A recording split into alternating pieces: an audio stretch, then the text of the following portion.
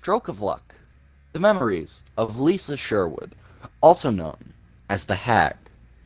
Memory 1702. Don't play with powers you don't understand. Lisa's grandmother scolds her for scratching a symbol into her textbook for good luck. Lisa apologizes for snooping through her things. She just wanted to know more about the old village town and the stories of witches and cannibals that were burned alive or chased out. She heard her mother and say her grandmother had come across several books written in an unknown language with strange symbols. Her grandmother wants her to stay away from the books. You can attract great misfortune to yourself and others. Lisa wants to laugh, but doesn't. She was just messing around, and doesn't really believe in all this superstitious nonsense. No such thing as witches and cannibals, Gran. I was just hoping for a little luck on my algebra test. No harm, no foul. Her grandmother tells her the symbol sketched was the very one she had used long ago to turn a cannibal into a gnarled, twisted swamp tree covered in putrid black ooze.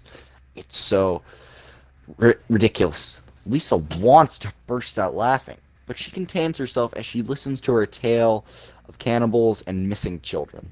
When her grandmother finishes her story, Lisa hugs her and kisses her soft, wrinkled forehead.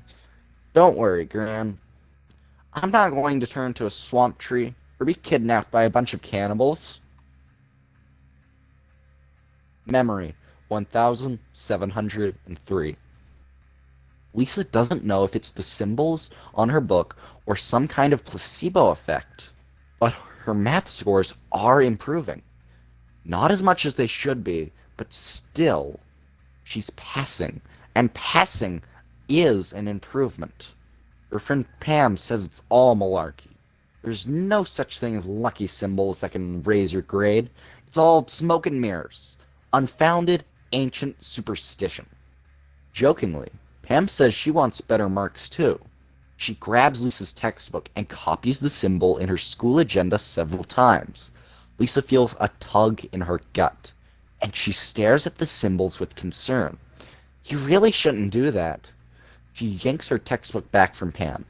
You shouldn't mess with powers you don't understand. Pam laughs. What's the problem, Lisa? If these things can help you pass math, they can help me pass English too. No big deal. Memory 1704. Pam begs for another symbol or charm to help her on a test she isn't ready for with a teacher she despises. A teacher she ridicules for being an overweight, pill-popping bore. Lisa refuses to entertain the idea and tells her she's not allowed to look at her grandmother's secret book, let alone share its contents with strangers. Pam shrugs and proceeds to scratch a symbol on her arm with a toothpick. She asks if Lisa's heard what happened to the woman near the school. Lisa shakes her head. Pam laughs as she draws blood with the toothpick. Dumbass walked into the street while reading, and splat! Crushed by a truck. Come. She flicks the toothpick to the ground, grabs Lisa's wrist, and leads her to a road a few blocks back from the school. Lisa covers her nose and can smell the fermenting human fluids in the cracks of the pavement. Pam points out bloodstains and clumps of hair in the road and makes jokes at the dead girl's expense. Lisa grabs her wrists angrily.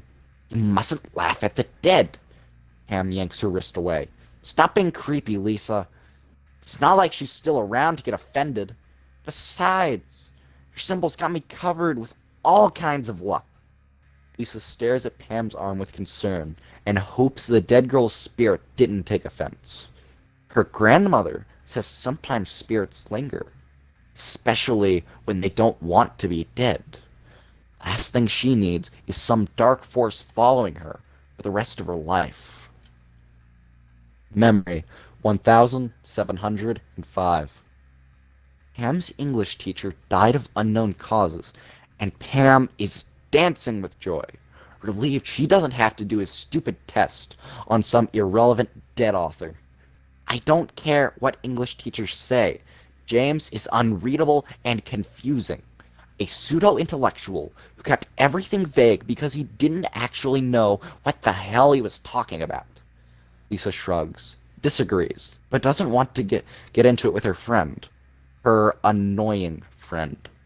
She likes his books, the way his style allows her to live in his character's head for a little while. She finds his novel about an artist to be a fun, formless, dreamlike stew with plenty of style and substance. But what does she know? She's only 16, and her English marks are below average. Ham hoots and hollers, and with a mischievous smile, she reveals a hand covered with ink smudge symbols.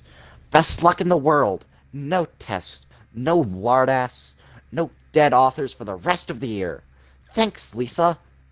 Lisa stares at the symbols on her hand and wants to yell at her for being so careless with things they don't fully understand. She closes her eyes and hopes her English teacher wants to be dead and that he isn't lurking about. Memory 1706.